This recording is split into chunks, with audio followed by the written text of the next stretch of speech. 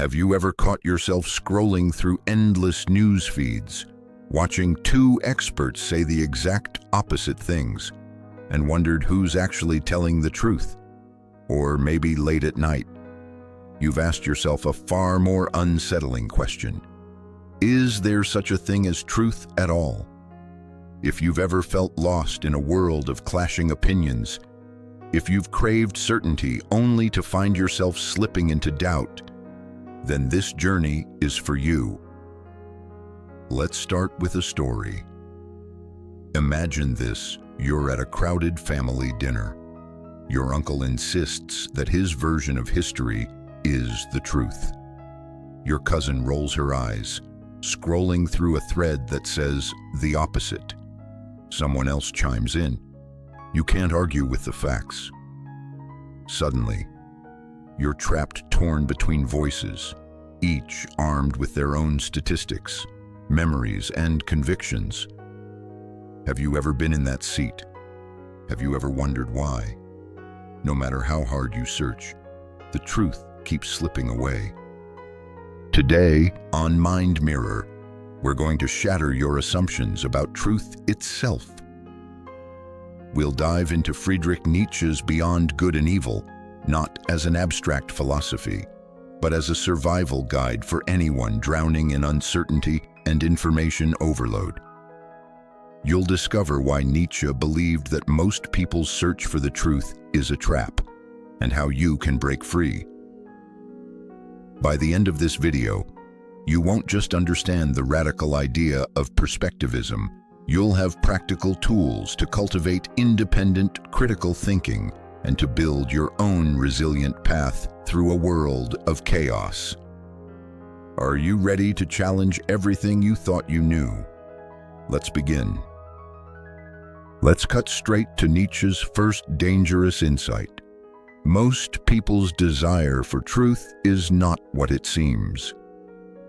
He asks, supposing truth is a woman, what then beyond good and evil?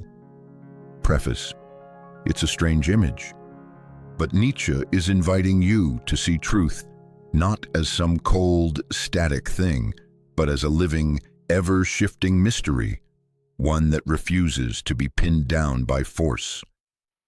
So, what is this will to truth that philosophers praise so highly? Nietzsche argues that, for centuries, philosophers and most people have worshipped truth as if it were a kind of god. They pursue it with almost religious zeal, believing that somewhere out there is an absolute certainty that will end all doubt. But here's the twist: Nietzsche challenges you to ask, why do I want the truth in the first place? Is it because you value truth for its own sake?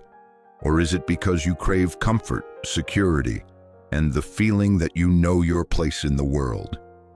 Have you ever noticed how unsettling it feels when something you were certain about turns out to be false? That jolt, the fear, the anger, the urge to defend your old beliefs, Nietzsche says, is at the heart of our will to truth. Let's put this in practical terms. Think of times you've desperately wanted to be right in an argument, even when you weren't sure, or times you ignored uncomfortable facts because they threatened your sense of self. We all do this. But Nietzsche asks, is your search for truth really about finding what is real, or is it about protecting your identity, your tribe, your ego? So what does this mean for you? Before you chase the truth, pause and ask, what am I really seeking? Are you trying to grow or just to feel safe? Try this practice. The next time you're locked in a debate online or in person, stop for a moment and notice your emotional reaction. Are you more attached to being right or to discovering what's actually real? This awareness is the first step toward true intellectual freedom. Nietzsche's second big idea may feel unsettling. He argues that there is no such thing as a single, absolute, context-free truth. This is not a call for anything goes or lazy relativism, but a radical challenge to the idea that one perspective, yours, mine, anyone's, can fully capture reality. And let's use a simple metaphor. Imagine you're standing at the base of a massive mountain. Around you are dozens, maybe hundreds, of other climbers, each facing a different side. The mountain is reality. Each climber sees a different slope, a different set of rocks, shadows, and views. If one climber insists, "This is the real mountain, what I see is all there is," he's not describing the mountain, he's describing his angle. Nietzsche calls this perspectivism, the view that all knowledge is from a perspective. No single viewpoint can claim to be the whole. Every truth is seen through a particular lens shaped by your upbringing, culture, language, biology, and personal history. Have you ever noticed how two honest people can witness the same event and come away with different memories? Think of the last time you disagreed with someone over politics, religion, or even what happened at work. Did you ever wonder how both of you could be so sure you were right? Nietzsche isn't saying truth doesn't exist. He's saying that what we call truth is always filtered, partial, and deeply personal. To demand the one and only truth is to deny the very conditions of being human. So what does this mean for you? If you've ever felt paralyzed by the chaos of conflicting opinions or doubted yourself because you couldn't find certainty, take a breath. You're not broken. The world is not wrong for being complicated. Instead, ask, what perspective am I seeing from? What am I missing? Try this. The next time you find yourself clinging to certainty, pause and ask, what could someone with a different background see that I don't?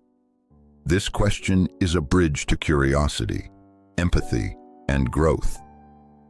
So, if truth is always from a perspective, how do you avoid drowning in doubt or slipping into cynicism? Nietzsche offers a way forward. It's easy to hear perspectivism and panic. If everything's just a perspective, does that mean nothing matters? That I can never really know anything? Nietzsche's answer: no. In fact, embracing perspectivism can be your greatest source of strength. Think of it this way: if you believe there's only one right view, you're trapped. You must defend it at all costs. You must deny complexity and shut out other voices. But if you accept that every view is partial, you gain the freedom to learn, to question, and to change. You are no longer a passive receiver of truth, but an active participant, a creator of meaning. Let's use another metaphor. Picture yourself as a painter, standing before a blank canvas. If you believe there's only one correct way to paint, you're paralyzed by fear. But if you accept that art is about perspective, then every brushstroke is an experiment, an adventure, a chance to discover something new. Nietzsche's point is not to destroy meaning, but to multiply it, to encourage you to become a seeker, a questioner, a builder of your own path. He writes, "There are no facts, only interpretations, beyond good and evil." Aphorism 108. Does this mean anything goes? No. Some perspectives are richer, more life-affirming, more creative than others. The goal is not to abandon truth, but to make your relationship with truth more honest, flexible, and alive. So what does this mean for you? If you've ever felt lost because your beliefs changed, or guilty for questioning what you were taught, understand this growth is the point. Try this instead of clinging to answers. Practice asking better questions. What am I not seeing? What can I learn from a view that feels threatening or strange? Make curiosity your compass. But if you're the author of your own truth, how do you avoid solipsism or total isolation? Nietzsche offers one more insight. Nietzsche warns that most people do not actually seek truth, they seek belonging. He writes that most people are other people. Their thoughts are someone else's opinions, their lives a mimicry, their passions a quotation.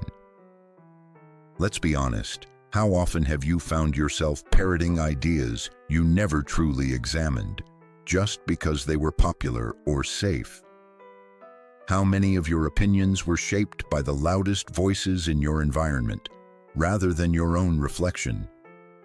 Nietzsche calls this herd morality, the tendency to accept beliefs not because they're true, but because they're familiar, socially rewarded, or comforting.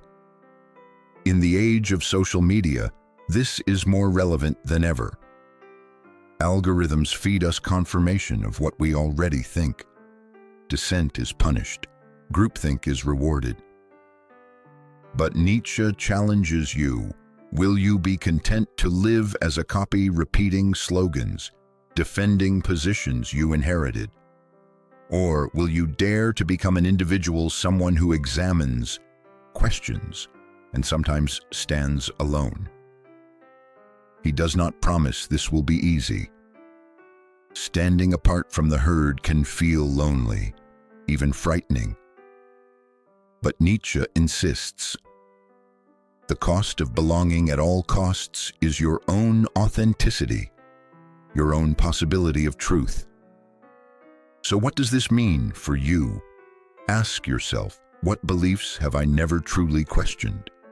Try this practice for 1 week. Write down any strong opinion you express or defend. Then, ask yourself, where did this idea come from? Have I really examined it? This is not about rejecting community, but about claiming your mind as your own. We've looked at the traps, the will to comfort, the seduction of certainty, the danger of borrowed beliefs. But what does it look like to live as a free spirit, someone who turns these insights into a courageous way of being? Nietzsche offers an alternative to blind faith or nihilistic despair. He calls on you to become a free spirit, someone who embraces uncertainty as a space for creation, not paralysis. A free spirit is not someone who believes nothing or who floats aimlessly from one idea to the next. A free spirit is someone who learns to live dangerously, to seek out new experiences, test ideas, risk failure, and grow through uncertainty. Let's use one last example. Think of a scientist in a lab, running experiments. Every result is provisional. Failure is not a disaster, it's information. Imagine if you treated your beliefs the same way, not as dogmas to defend, but as hypotheses to test and refine. Nietzsche's most radical promise is this: when you give up the quest for absolute certainty, you don't lose yourself. You gain the power to shape your own existence. He writes, "He who has a why to live for can bear almost any how." Though from a later work, this quote captures the spirit of beyond good and evil. So what does this mean for you? See uncertainty not as an enemy, but as a friend.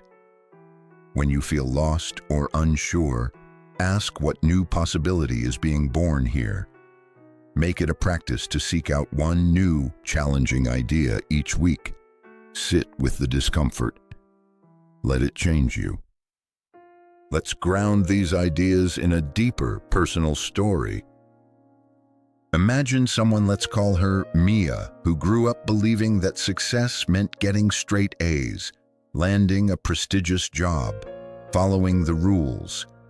For years, she did everything right, but inside, she felt empty. One day, Mia stumbles across Nietzsche's words, You must have chaos within you to give birth to a dancing star. For the first time, she wonders, whose definition of success have I been chasing? Whose truth am I living? Mia starts small, questioning her routines, her ambitions, her inherited beliefs. It's uncomfortable, even scary. She loses old certainties, sometimes feels adrift. But slowly, a new kind of strength emerges, the freedom to say, I don't know, the courage to learn, to create, to become more than she ever imagined. Maybe you see yourself in Mia. Maybe you too are on the edge of letting go, ready to stop chasing borrowed truths and start crafting your own. What's the truth you need to question today? Let's zoom out and ask, why does all of this matter here and now in the modern world? We live in an age obsessed with information. We're surrounded by voices insisting they alone have the facts: politicians, influencers, gurus, even algorithms, all fighting for our trust. In this chaos, it's easy to crave a single absolute truth, a final answer that will quiet the noise and give you certainty. But Nietzsche warns this craving can make you vulnerable to manipulation, conformity, and self-deception. Instead, what if you embraced the world as a place of endless complexity, mystery, and possibility? What if, instead of clinging to ready-made truths, you cultivated a mindset of curiosity, humility, and creative courage? Nietzsche's perspectivism is not an excuse to give up on truth, but a call to a higher standard, a challenge to live as an honest, questioning, evolving being. In a world that rewards conformity, your greatest strength is the courage to think for yourself. As Nietzsche writes, he who fights with monsters should be careful lest he thereby become a monster. And if you gaze long into an abyss, the abyss also gazes into you. You become what you behold. So, what will you choose to seek? Let's bring everything together. First, a recap. We started with the uncomfortable reality that truth is rarely as simple or stable as we want it to be. We saw that the will to truth is often tangled up with fear, ego, and a need for security. We learned that every perspective is partial, shaped by your own unique vantage point. We confronted the dangers of herd mentality, living as a copy, not an original. And finally, we discovered the freedom and responsibility of living as a free spirit, someone who turns uncertainty into opportunity. Your key takeaways. Awareness. Notice when your hunger for truth is really a hunger for comfort or belonging. Curiosity. Treat every belief as a hypothesis to test, not a dogma to defend. Courage. Dare to think for yourself, even when it means standing alone. Humility. Remember, no one, including you, sees the whole mountain. Empowerment. Uncertainty is not your enemy. It is the very space where your own wisdom and strength can grow. If you remember one thing from today, let it be this: the world is full of borrowed truths. But the path to authenticity begins when you start asking your own questions. So, what will you do with this insight? What belief will you examine? What truth will you dare to question? Not for the sake of being contrarian, but for the sake of becoming more fully yourself. You are not here to be a carbon copy. You are here to reflect, to question, to create. You are here to become. If this message resonates, I invite you, share your thoughts in the comments. What's the one belief you've never dared to question? How will you start practicing perspectivism in your own life? If you found value in this exploration, subscribe to MindMirror for more journeys into the depths of philosophy and psychology. And in our next video, we'll tackle a new existential puzzle: why life feels absurd, and Camus's radical answer to why bother living. You don't want to miss it. Until then, stay curious, stay courageous, and above all, dare to know yourself. The ideas explored in this video are for philosophical and psychological exploration and are not intended as professional advice. Viewers are encouraged to engage in their own critical thinking and further research, and to consult with qualified professionals for personal concerns.